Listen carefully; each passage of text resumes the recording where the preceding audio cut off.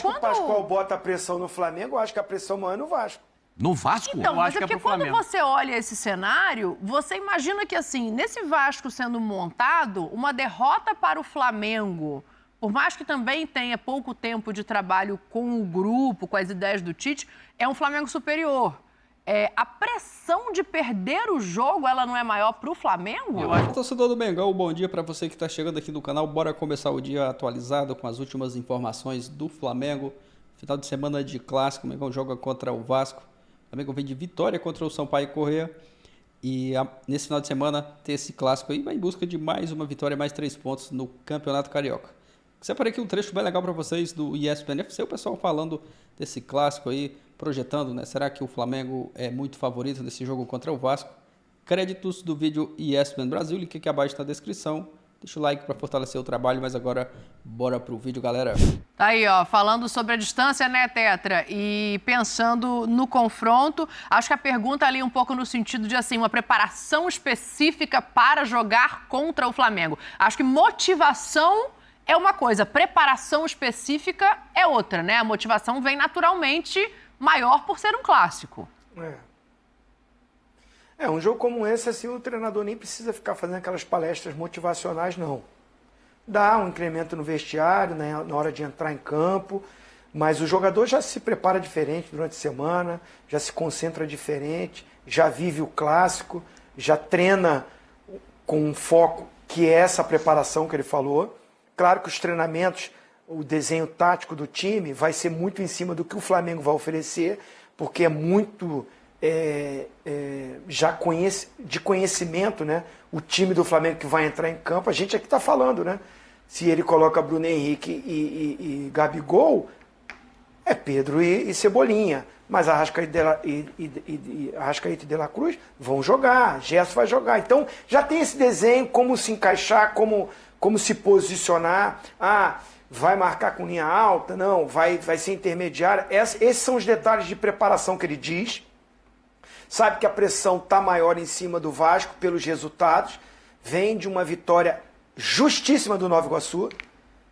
O Emiliano, eu entendo, deu tudo errado pela competência do Nova Iguaçu, gente. O segundo gol do Nova Iguaçu, do Lucas Campos, se é de um time grande, se é do Flamengo, se é do próprio Vasco, ia ficar sendo repetido, ia se falar, olha que transição ofensiva, olha que trabalho de bola, um toque na bola, olha que potência, baixou a linha, ia estar sendo elogiado.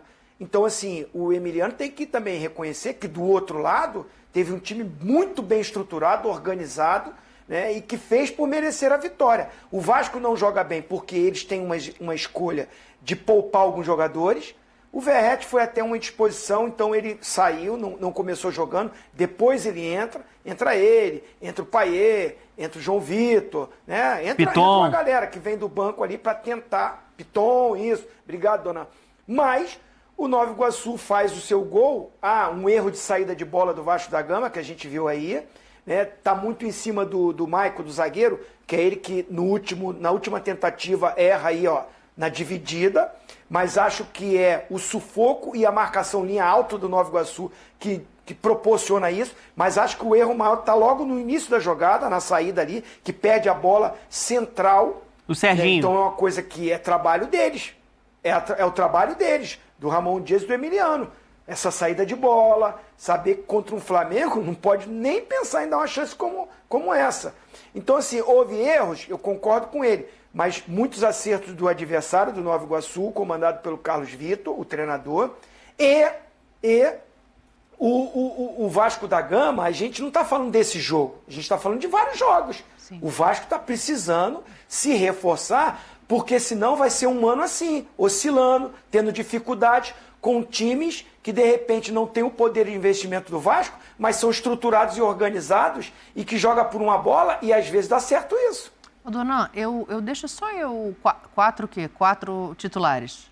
4 reforços para jogar no Vasco. 4 titulares. Mas é para vestir a camisa e ser titular. 4. Não é para compor Porque de elenco. composição já tá cheia a janela aí. A gente, para ajudar no banco, para ajudar... No futebol tem para ajudar no banco eu posso também. Sabe que no futebol tem um verbo que é conjugado que eu não concordo. Qual? Não, esse jogador veio para nos ajudar. Ele não veio para ajudar. Jogador não vai para ajudar ninguém, o jogador vai para ser destaque. Ele precisa ser o cara. Eu preciso do cara para jogar. Eu não preciso do cara para ajudar. Para ajudar tem um monte de gente. Sim. Eu preciso do cara para jogar. Sim. Então, é um verbo que é conjugado no futebol que eu não gosto. Mas é só eu que não gosto. De repente, todo mundo gosta e eu estou errado. Então, mas... Não acho, não. Porque foi o que eu falei. Ajudar é sentada no banco, eu posso ajudar também. Todo mundo ajuda. Mas jogar é que é duro, né? Jogar é que é duro. Jogar é mais difícil. Deixa eu só fazer uma ponderação pra jogar aqui em vocês, aí pra ouvir vocês.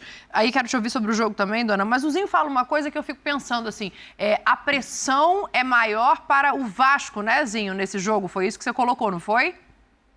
Eu acho. Eu não sei, sabe por quê? Por mais que o Pascoal bota a pressão no Flamengo, eu acho que a pressão maior é no Vasco.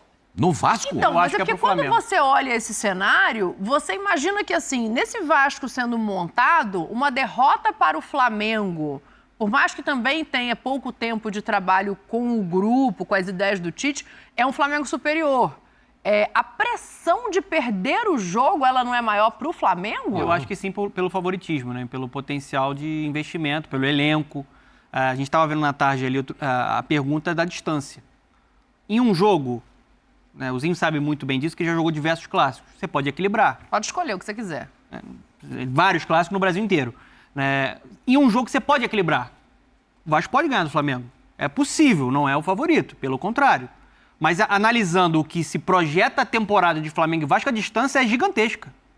É absolutamente gigantesca.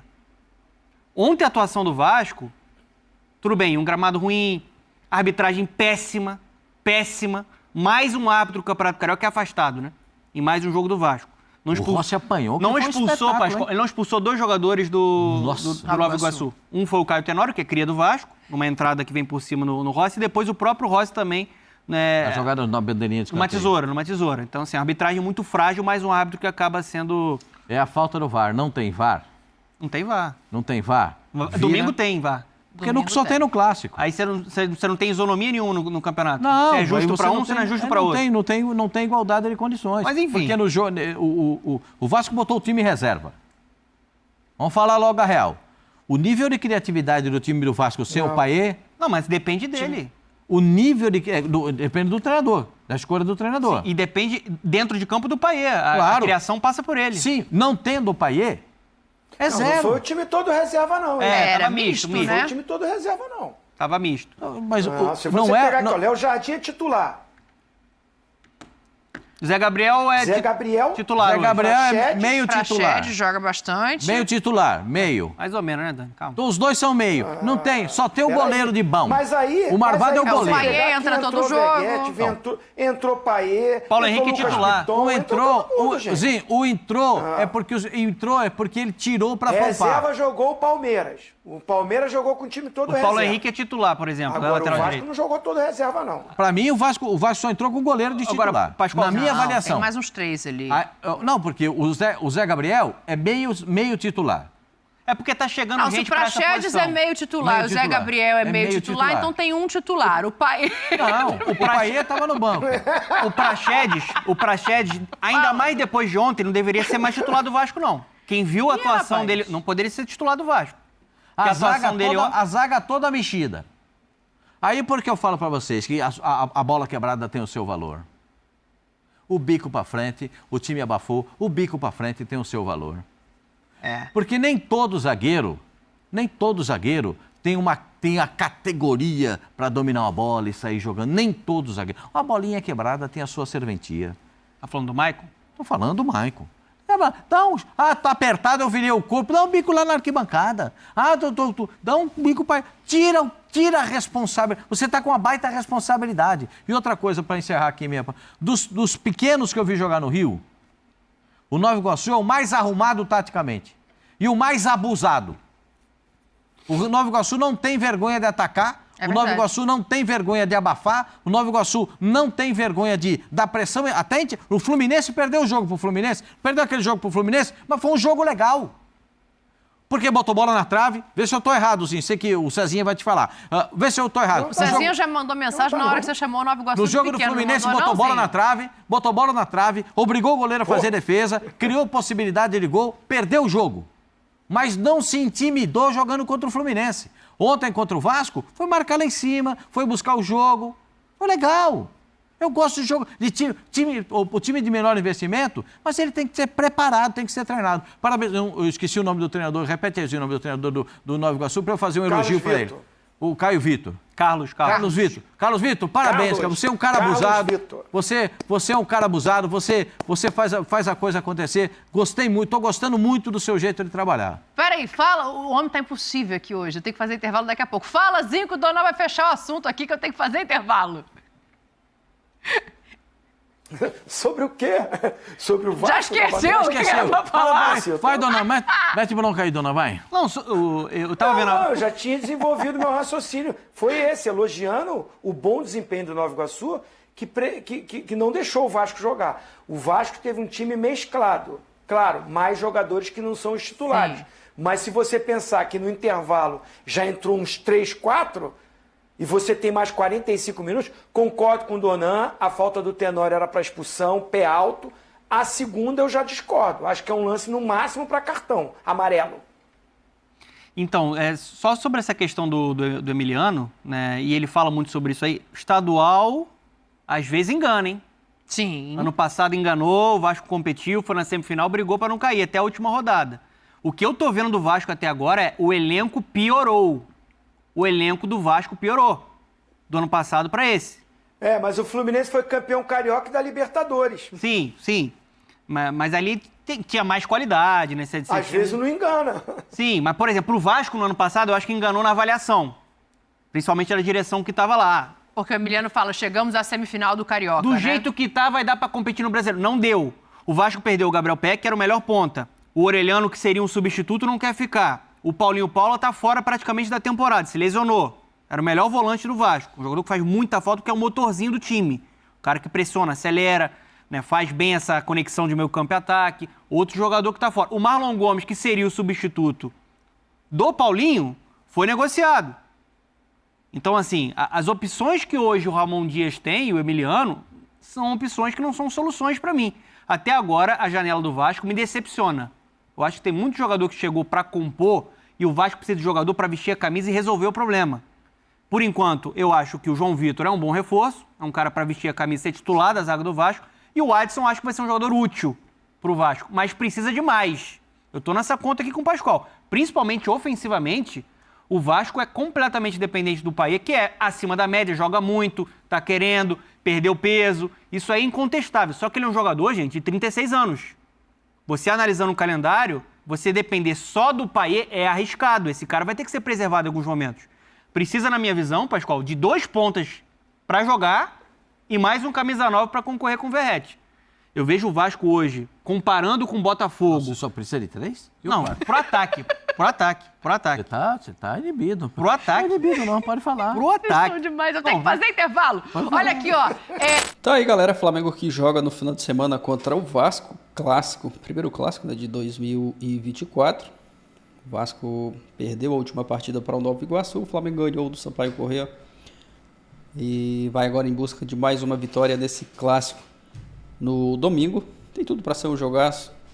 Clássico, a gente sabe como que funciona, né? Independente do momento que está vivendo o adversário. É sempre grandes jogos, ainda mais tratando de um Flamengo e Vasco. Eu vejo o Flamengo ali favorito para esse jogo. Claro, a gente sabe que o favoritismo não entra em campo, mas o Flamengo está crescendo bastante com o Tite, esses últimos jogos mesmo, né? Jogando um bom futebol. Tem muita coisa ainda para evoluir, vai evoluir muita coisa ainda na sequência dos próximos jogos dessa temporada. O Flamengo, o Tite aos poucos está conseguindo arrumar o time e eu acredito que o Flamengo vai jogar um bom futebol dessa temporada de 2024, até porque manteve ali praticamente a base, né, da temporada passada, trouxe reforços, o Vinha, chegou o De La Cruz também, o Léo Ortiz, o zagueiro que está bem próximo de ser mais um reforço para essa temporada. A tendência é esse time melhorar aí e evoluindo a cada partida e brigar por todos os títulos na temporada de 2024. Tem tudo para ser um ano muito positivo para o Flamengo. A temporada passada não foi das melhores, acho que uma das piores do Flamengo nesses últimos anos, não ganhou o título, mas esse ano tem tudo para ser um ano diferente, né, de vitórias, títulos e aguardar nesse clássico contra o Vasco. Deixe o seu palpite nos comentários. Se não é inscrito, se inscreva. Valeu, galera, e até o próximo vídeo.